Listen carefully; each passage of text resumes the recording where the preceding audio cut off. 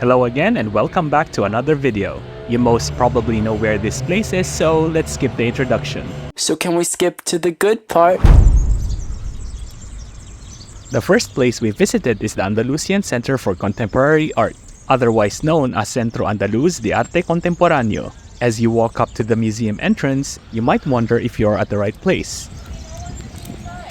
Well, we certainly did and had to double-check the signs as there was nobody and just an empty cloister greeting us. We have been to Sevilla before, but this would be our first time exploring this place. That's why we look a little bit lost.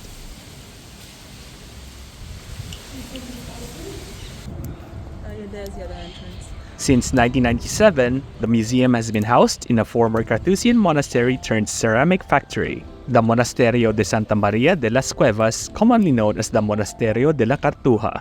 It was founded in 1400 and became a favorite civilian lodging place for Christopher Columbus, who prayed in its chapel before his voyage of exploitation to the Americas and whose remains laid here from his death in 1506 to 1537. The museum has a permanent collection focused in particular on the history of contemporary Andalusian art. There are also 3 temporary exhibition spaces and they pack a lot in. If there are some pieces that you do not want to miss seeing, you may want to do a bit of research and planning beforehand. Otherwise, you will end up spending hours exploring every nook and cranny like we did, but that's not a bad thing either.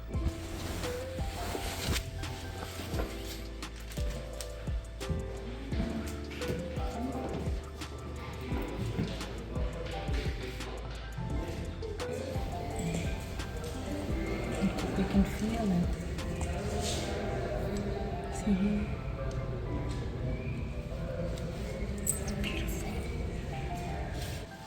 This is the most serene museum we've visited.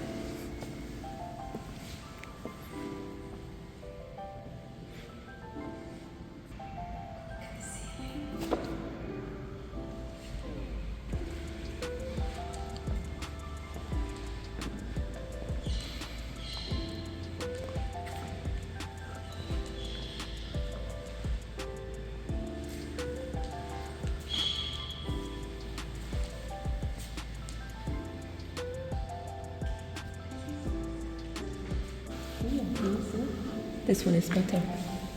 Because Pegasus, the horse with the huge wings. These beautiful flowers. This is a dragon.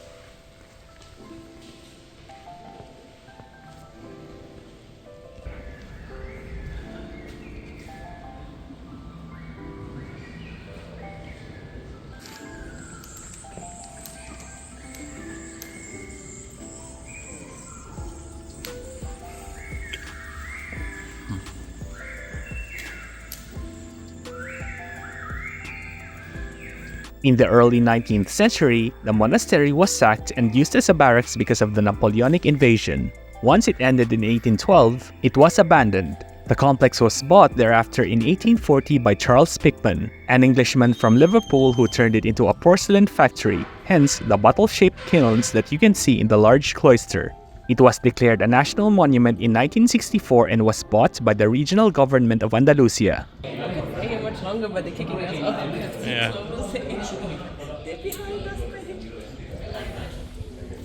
Apart from the beautiful monastery, you can wander around the gardens, but we, unfortunately, did not have enough time for that. The museum also hosts music performances, workshops, lectures, you name it. So, it's good to check out their events calendar for anything you're interested in. There's also a bar somewhere here where you can grab a couple of drinks and chill. The complex is bigger than it looks and you can easily spend half the day here. Even though we missed several things, we do think it's worth a visit.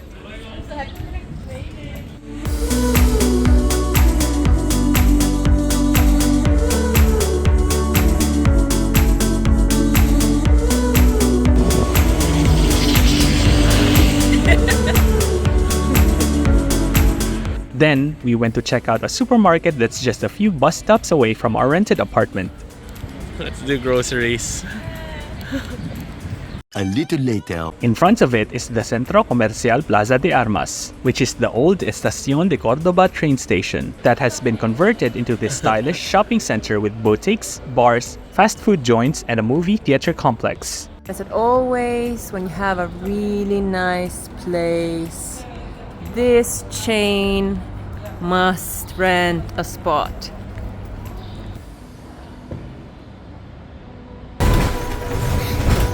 Some B-roll. We're getting out here. The next day, we are on our way to Plaza de Espana, which is one of the major tourist attractions in Sevilla. It's located at the edge of Parque de María Luisa or María Luisa Park.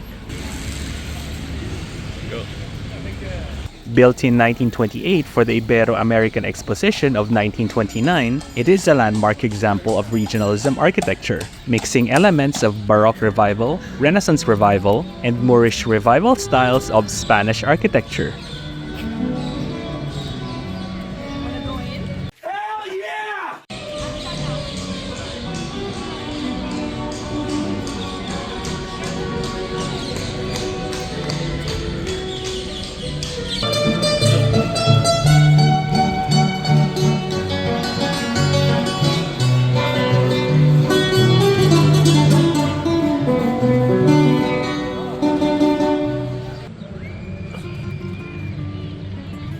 Many tiled alcoves were built around the plaza, each representing a different province of Spain. In total, there are 52 frescoes depicting all 52 Spanish provinces. The mosaics of tiles used are typical of Andalusia, the so-called azulejos. From 2007 to 2010, the city council invested around 9 million euros in the restoration of the plaza to recover the original monument as how the architect Aníbal González conceived it. The buildings here have also been renovated and adapted for use as offices for government agencies. Are we gonna go to Cadiz? Yeah. Yeah. Yeah.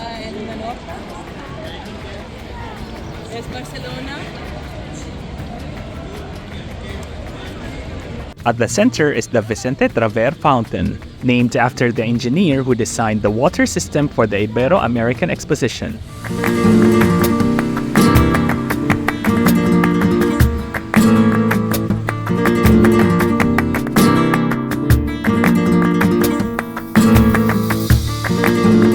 The complex is a huge half-circle wherein the buildings are accessible by 4 bridges over the moat, which represents Spain embracing its former colonies and the canal symbolizing the ocean connecting it to the Americas.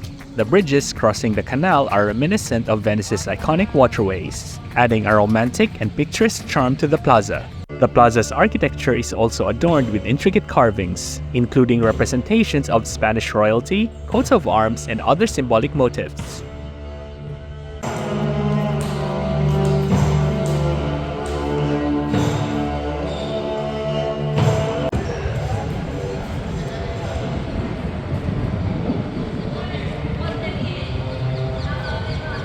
Plaza de Espana has also served as a backdrop for numerous films, most notably appearing in the Star Wars saga as the location of Theed on the planet Naboo in Star Wars Episode II: Attack of the Clones.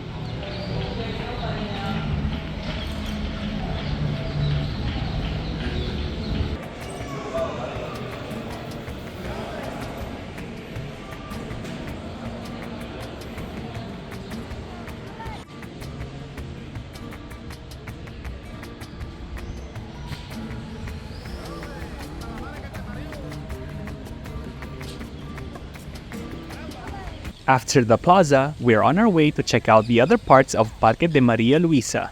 The park serves as a half-mile botanical garden with tiled fountains, pavilions, ponds, and benches.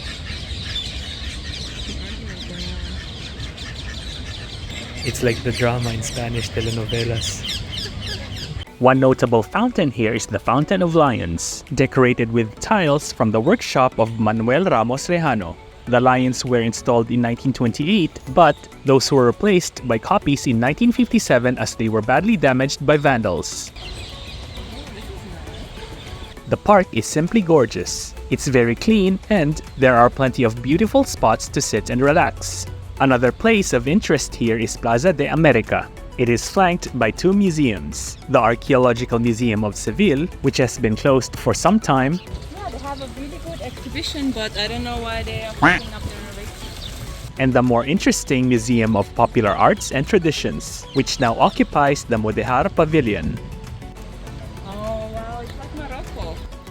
The Mudejar Pavilion was designed by Anibal Gonzalez, the same architect who did Plaza de Espana. Many of the pavilions here were built as part of an extensive urban redevelopment project for the exposition. After that event, many of the buildings have been converted into museums.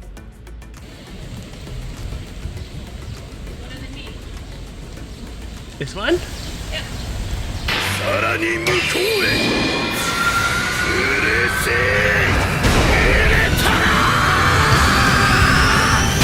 Then, we headed to Mercadona again for some snacks. So far, we have found them to be the best supermarket chain in Spain in terms of product selection and prices. I would love to make an ad for Mercadona. Mercadona, please sponsor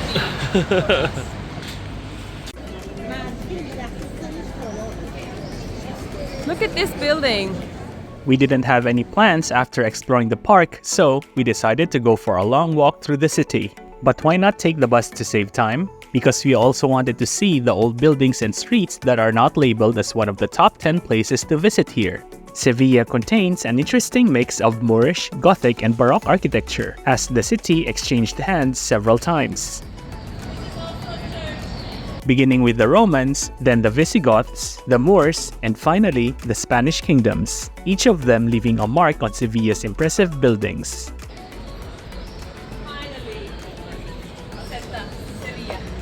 We finally reached the Setas de Sevilla, but we did not go up. We did think about it for a bit but decided it's better during sunset, and stay for a couple of hours to also watch the light display. Though we still went inside to where the ticket counters are to check how busy it is, and we found out that there are still a lot of slots available and there will be no problems buying tickets at the last minute.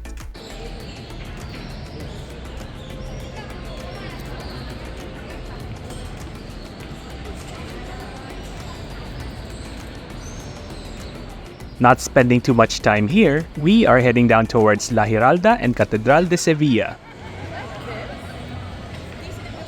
Yeah.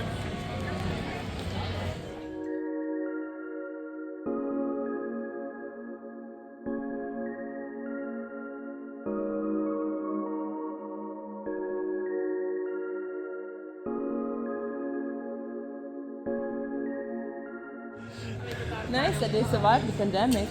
Yeah, wait, We here. have been here 4 years ago.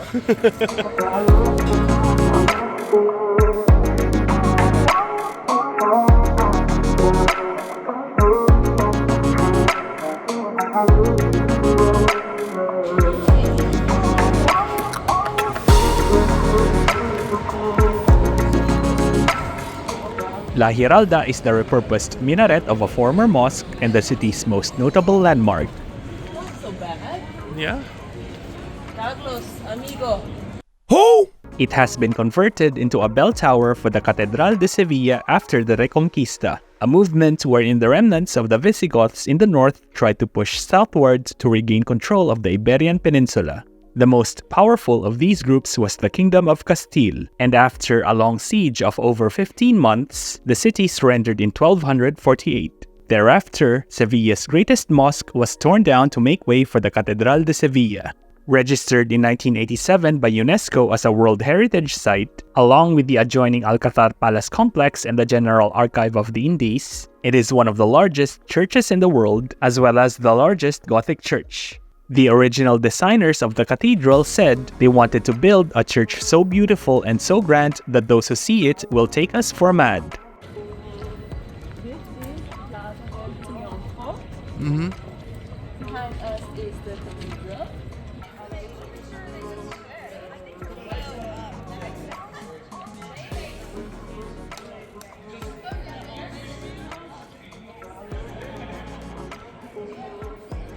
This is Alcazar Alcazar? with the red lion gate behind us. Yeah? So you come here tomorrow? The Puerta del León, or Gate of the Lion, is the main access to the enclosure. We do recommend to book your tickets online in advance as the queue can get very long. And it's not the best feeling waiting, especially during hot summer days. The palace has a lot of sections, and the first one we went into is the Casa de la Contratación, or Contractor's Room, which was founded in 1503 as the meeting place for trade discussions between Spain and its colonies in America. It is where voyages or colonization expeditions, whichever you want to call it, were planned and approved. One of these was Magellan's circumnavigation of the world in 1519. The Casa de la Contratación is now home to the painting The Virgin of the Navigators, which we were not really paying attention to. This is fabric. Like, unfortunately ripped on both sides of the door. This one is the saddest one. Just pigeon. The Real Alcazar de Sevilla was formerly the site of the Islamic era citadel of the city, begun in the 10th century and then developed into a larger palace complex by the Abbasid dynasty in the 11th century, and by the Almohads in the 12th to early 13th century. Like the cathedral, the site was progressively rebuilt and replaced by new palaces and gardens after the Castilian conquest. The Alcazar is a preeminent example of Mudejar style in the Iberian Peninsula, and also includes sections with Gothic and Renaissance elements. Look at the tiles. The palace is also known for its tile decoration, some of which are on display in the Patio del Asistente. There are 3 distinct types, and the one used the most are known as arista, made by pressing clay into a mold that creates different sections to be glazed in different colors. It's like a mini version. Mini version? Yeah, I mean, it's just like a side part.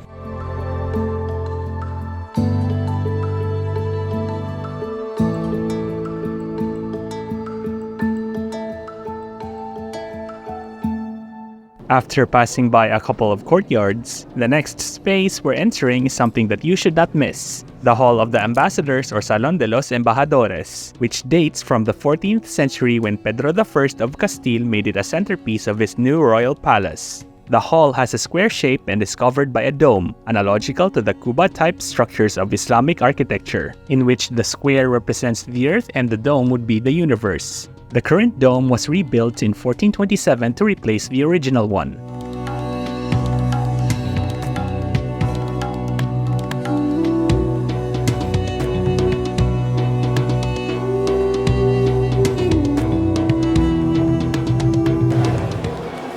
You can see a lot here. Everything is in Arabic. Then that one gray tile above as well. Then on the golden ones on the sides as well. This is all in Arabic. All the way around. This hall was where visiting dignitaries were received, and Pedro I wanted it to be decorated on every surface, so that it would be the palace's most resplendent room. The hall's decoration was finished in 1366, as recorded by an Arabic inscription on a set of wooden doors that was made by artisans from Toledo. The 4 walls are completely covered with intricate and beautiful tile and stucco work. This was also where the wedding of Charles V and Isabel of Portugal took place in 1526.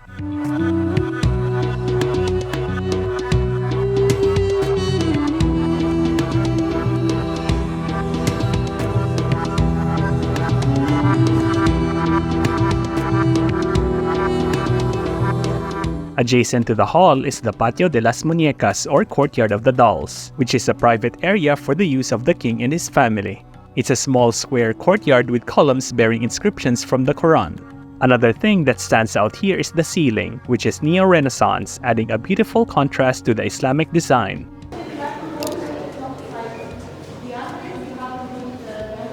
Tell me you like the ceilings without telling me you like the ceilings.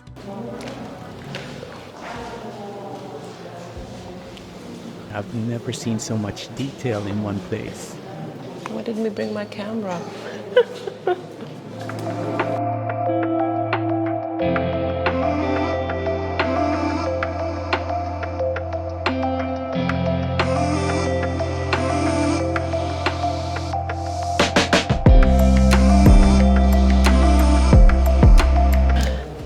Like this is also in Arabic. I like all the blue ones in the middle, the star as well. This on the sides as well. Next up is the Patio de las Doncellas or Courtyard of the Maidens. It is surrounded by polylobed arches, one of the most characteristic design motifs of the Almohad dynasty. The Alcobarial or Royal Chamber is next to the courtyard, which are used by the king. One chamber, which is this one, received sunlight from the patio and would have been used in winter.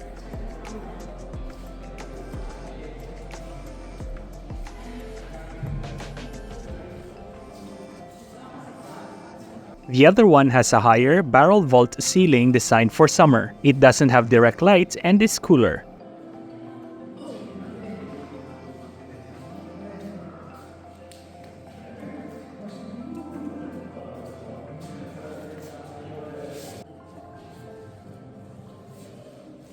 The floors are also...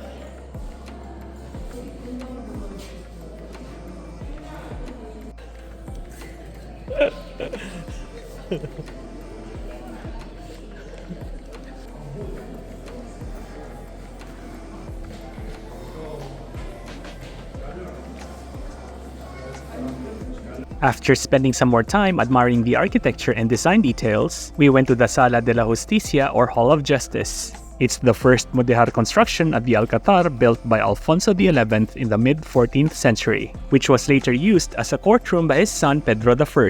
In front of it is the Patio del Yeso.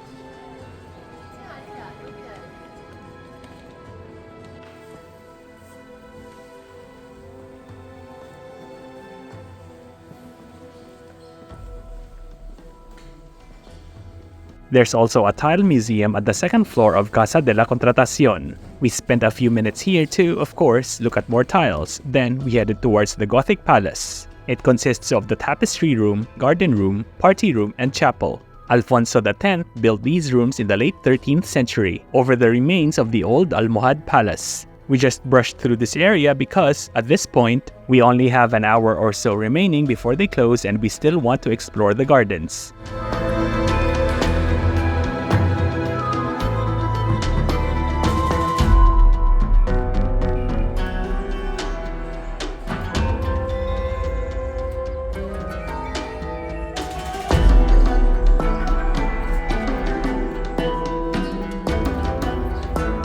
The Alcazar Gardens cover a wide area, around 60,000 square meters with more than 170 plant species. It has existed since the late Middle Ages but also did not escape being remodeled like the rest of the site. There are several spaces here and it's definitely worth having a look at good maps online like this one before you visit. All the more so if you're a fan of Game of Thrones and want to see where some scenes were taken, as the Alcazar was used as a backdrop for the Kingdom of Dorne.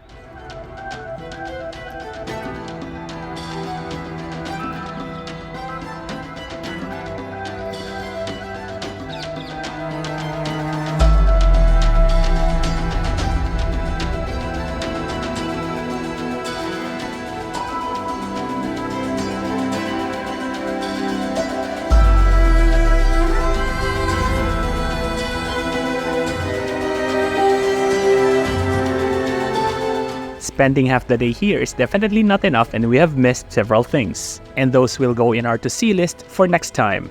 If it's your first time visiting the Alcazar, it's probably best to get a guided tour as it can be overwhelming. That way, you would also be able to cover everything and not waste time figuring things out.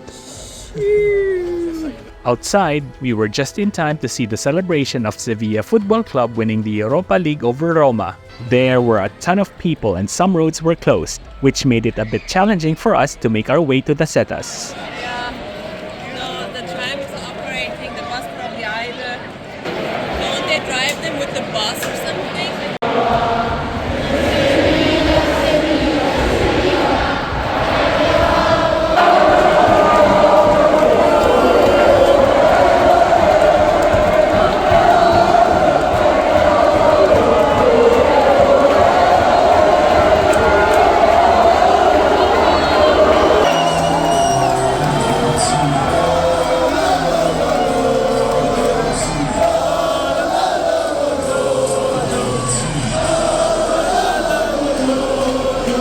One eternity later.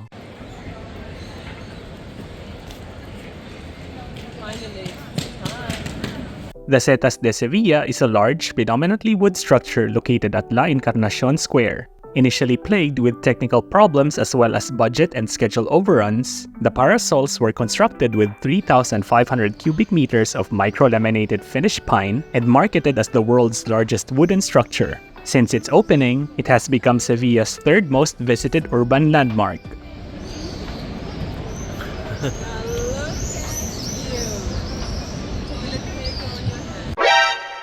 During development, the project was called Metropol Parasol, with locals quickly adopting a colloquial nickname, the Setas or Mushrooms. The city officially adopted the name Setas de Sevilla after discovering the project's architect had trademarked the name Metropol Parasol and would charge for its use.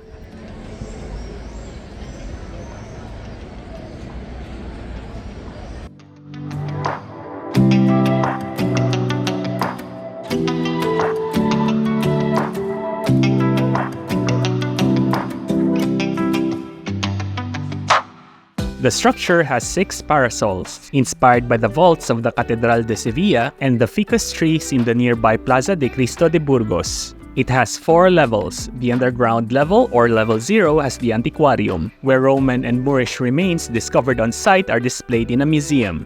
Level 1, or street level, is the central market, and its roof is the surface of the open-air public plaza. Levels 2 and 3 are the 2 stages of the panoramic terraces, including a restaurant.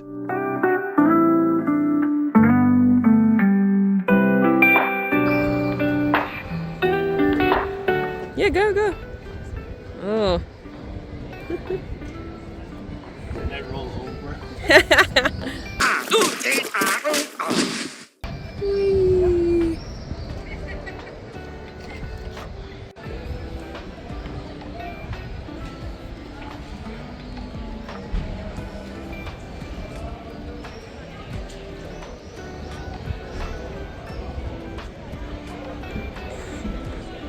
We stayed here until the end of the light show, and that concludes our trip to Sevilla. We are flying off the next day and we just did some last-minute grocery shopping at Mercadona. As always, thanks for watching and see you in the next video.